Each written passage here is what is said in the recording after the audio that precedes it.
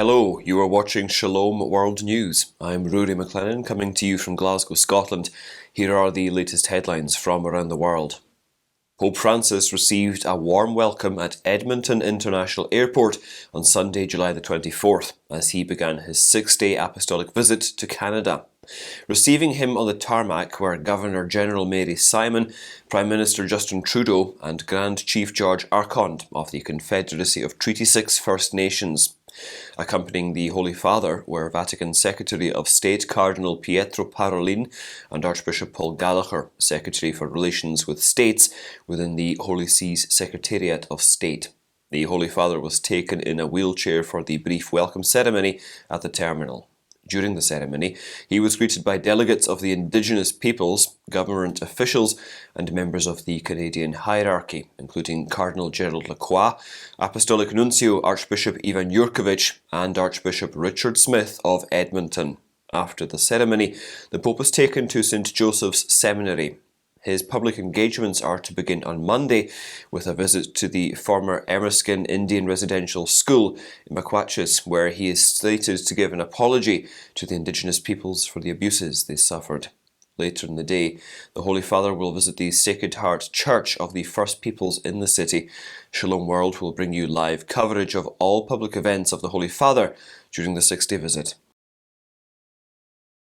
Addressing journalists on board his flight bound for Edmonton in Canada, Pope Francis once again highlighted the importance of grandparents. He praised grandparents as roots who must be treasured and urged young people to be in contact with their grandparents. On Sunday, the Church observed World Day of Grandparents.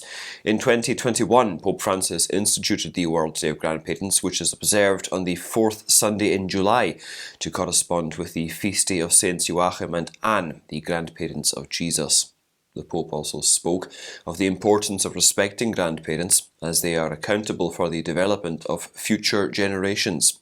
Separately, he also sent good wishes of peace and unity to the heads of the countries over which he flew. The flight carrying the Holy Father crossed the airspace of Italy, Switzerland, France, the United Kingdom, Iceland and Denmark en route to Canada.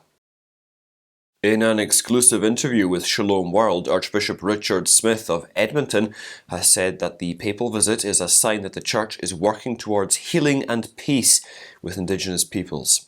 The prelate said that the Catholic community has inherited the pain and ongoing trauma of the Indigenous communities. He added that they look to the Pope to give voice to not only what is in his heart, but also what is in the hearts of Canadian Catholics. The Archbishop said it is imperative to recognise the beauty of the culture and traditions of the Indigenous peoples and to learn from them. He also stressed that the relationship of the members of the Church with the Indigenous peoples should be similar to that of siblings. The logo of the Apostolic Visit of Pope Francis to Canada is unique in terms of its shape, motifs and colour scheme. Its designer, Winnipeg-based Sean Vincent, told Shalom World that the logo was designed as a circle so that it does justice to the theme of the visit, which is walking together. He said, "In a circle, everyone sees each other and is even. If everyone is standing in a circle, there is no hierarchy." Creatures that are of significance to the Indigenous peoples, such as the eagle, bison, fish and caribou, have been incorporated into the logo. He said that in between the creatures there are supporting elements such as land, river and sky, which are of importance to each of the Indigenous communities. Regarding the choice of the blue shade, Mr. Vincent said it was chosen as it is soothing in nature and signifies something new. Cardinal Timothy Dolan of New York has pointed out that the violence and the divisions in the country are the results of removing God from society. In an opinion piece published on Fox News, the Cardinal said, "We're in trouble because we as a people have forgotten God." He added that by making themselves gods, people break the first commandment of the Decalogue. The Cardinal said that a nation that prints "In God we trust" on its currency and then sidelines the divine in daily life is a hypocrite. He reminded Americans that when faith is mocked and eliminated from the public square, the community itself is in peril. The Cardinal said that a decline in belief, worship, creedal loyalty, and an ethic based on what God has taught in the Bible is hardly to be applauded.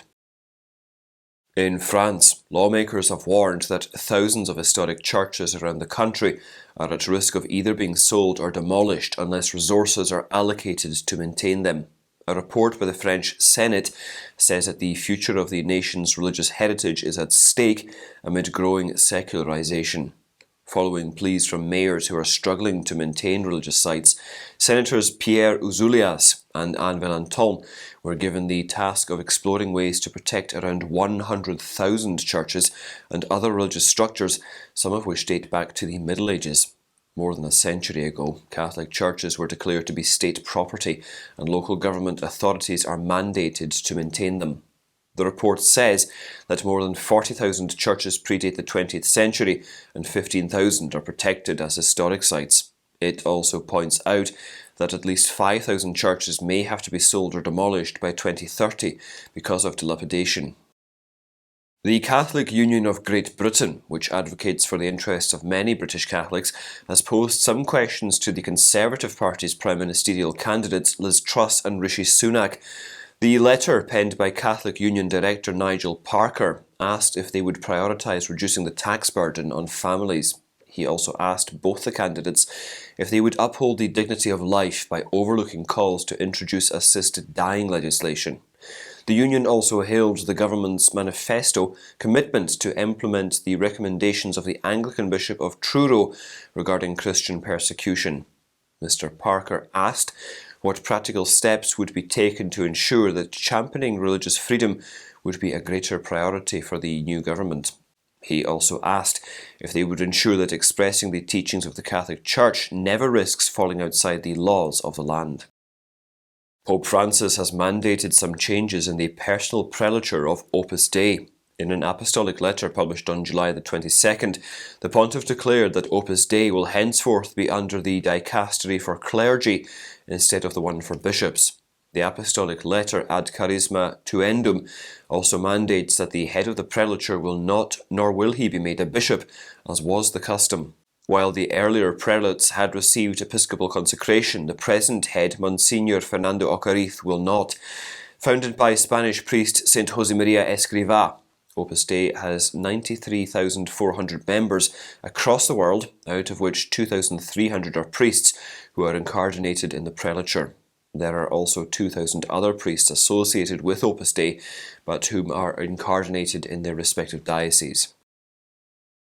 One worshipper was killed and 12 others were injured in a terrorist attack during the inauguration of a Greek Orthodox church in Syria, modelled after the iconic Hagia Sophia in Istanbul. The incident took place at the Hagia Sophia Church in Hama Governorate on July the 24th. The official Syrian news agency Sana reported that a rocket fired by terrorists targeted a religious gathering in the town of Al-Sukalabia. It added that terrorist groups linked to Turkey are behind the attack. Britain-based War Monitor, the Syrian Observatory for Human Rights, said that 2 days before the attack on Sunday, a bombardment in the rebel-held Idlib region claimed the lives of 7 civilians, including 4 children. The Hagia Sophia Church was built in retaliation after the Turkish government turned the centuries-old Hagia Sophia Church-turned-museum into a mosque. A Kenyan prelate has stressed that there is a need to have more priests now more than ever before. Bishop Joseph Obanyi Sagwe of Kakamega Diocese made this remark during the ordination of 5 new priests and 4 deacons on Friday, July the 22nd. Bishop Sagwe highlighted the value of Catholic priests in what he called distorted cultures during his homily at the ordination mass held at St. Paquita's Girls' High School. The prelate remarked that the priests shall always be individuals of the present and the future. Urging the priests to set a good example to society, the prelate also reminded them not to take the priesthood for granted. The prelate concluded his homily by saying that the faithful should get the sensation of meeting Christ in person each time they encounter a priest. And those are your latest headlines. Do join us again tomorrow for more. And remember, you can also visit swnews.org for more updates. Shalom.